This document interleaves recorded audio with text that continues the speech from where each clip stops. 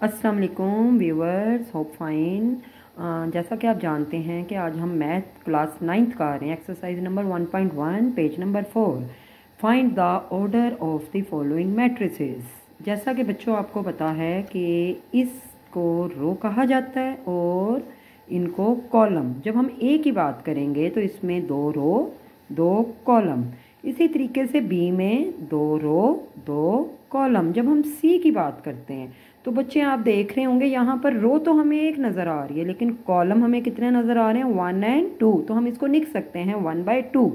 इसी तरीके से अगर हम डी की बात करें, 1 2 3 रो तो कॉलम, रो तो हमारे पास 3 है, लेकिन कॉलम बच्चे हमारे पास ओनली 1, 3/1। इसी तरीके से जब हम ई की बात करेंगे, 1 2 3 रो हमारे पास 3 हैं, जबकि कॉलम हमारे पास सिर्फ 2। अब आपको अंदाज़ा हो चुका होगा कि एफ में सिर्फ एक रो एक कॉलम। जी में 1 2 3 जी रो तो 3 है, लेकिन कॉलम भी 3 है। इसी तरीके से जब हम अपने एच की तरफ जाएंगे, इसमें हमारे पास कितनी रो हैं, 1 2 और कॉलम कितने हैं, 1 2 3, 2/3। बच्चों अब हम लोग अपने क्वेश्चन नंबर 3 की तरफ आते हैं, जो बहुत इम्पोर्टेंट बोर्ड के लिहाज से 90% ये सवाल आता है। और बच्चों अपने इस सवाल को हाथ से निकलने नहीं देना। इसको आप बहुत ध्यान से देखेंगे तो बहुत इजी है और बहुत अच्छे तरीके से आप समझ सकते हैं।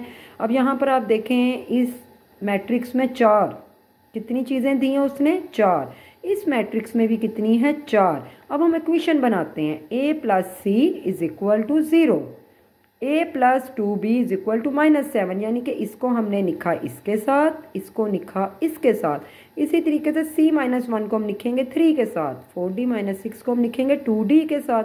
अब बच्चों मैं आपको एक बात बताती चलूँ, मैथ का एक बहुत इंटरेस्टिंग टेक्निक है। आपकी = से इस तरफ सारे वेरिएबल्स होने चाहिए और = से इधर सारे आपके कांस्टेंट।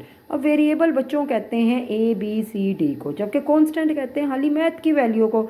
हमने इन चारों इक्वेशंस में सबसे पहले तीसरी इक्वेशन को फाइंड आउट करना है। जब हम तीसरी इक्वेशन लिखेंगे c - 1 = 3, तो बच्चों अब यहाँ पर मज़े की बात है, ये -1 कांस्टेंट है, इसको होना चाहिए था वहाँ पर। अब जबकि इसका साइन माइनस है, वहाँ जाकर हो जाएगा +1। जब हम 3 में 1 जमा करेंगे 4, तो c की वैल्यू आ गई 4।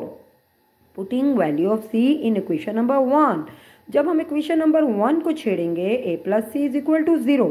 बच्चों आपको पता है हमारे पास c की वैल्यू ऑलरेडी आ चुकी है, तो हम c की जगह 4 डालेंगे। फिर वही बात, यहाँ पे कांस्टेंट क्या कह रहा है, इसको होना चाहिए था वहाँ पर। ये जैसे ही हम वहाँ लेकर गए, प्लस था तो वहाँ जाकर हो गया माइनस। तो बच्चों हमारे पास a भी आ चुका है, तो अब हम a की वैल्यू आसानी से पुट कर सकते हैं क्वेश्चन नंबर 2 में।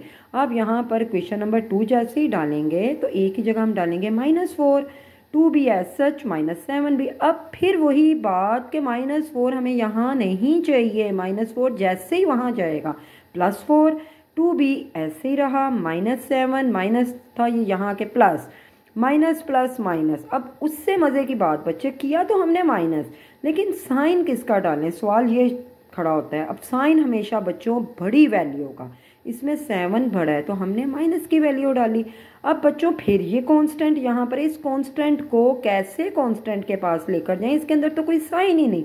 तो बच्चों आप याद रखो, जब भी अंदर कोई साइन ना हो तो वो चीज़ मल्टीप्लाई होती है और उधर जाके डिवाइड हो जाती है। जैसे हमने यहाँ पर डिवाइड किया इन दोनों को, -3 / 2 तो b = 1.5। बच्चों अब लास्ट हमारी इक्वेशन रहेगी 4d - 6 = 2d। अब ये क्या थे, वेरिएबल, ये था कांस्टेंट। वेरिएबल को जाना चाहिए था वहाँ, कांस्टेंट को आना चाहिए था यहाँ। हमने क्या किया, 4d तो ऐसे ही रखा, ये प्लस था जिसके साथ कोई साइन ना हो, उसके साथ प्लस, तो यहाँ आके हो गया माइनस। ये माइनस था, वहाँ जाके प्लस, दोनों को माइनस किया, 2 = 6। अब ये 2 के अंदर फिर कोई साइन नहीं, इट मीन इसने फिर डिवाइड होना है। 6 से 2 को डिवाइड किया, 3 आंसर आ गया। जज़ाकल्लाह खैर। अगर आपको वीडियो अच्छी लगी हो तो लाइक करें, सब्सक्राइब करें और हमें दुआओं में याद रखें, ताकि हम ऐसे ही अपनी सर्विसेज आपको देते रहें। अस्सलाम वालेकुम, ख्याल रखें।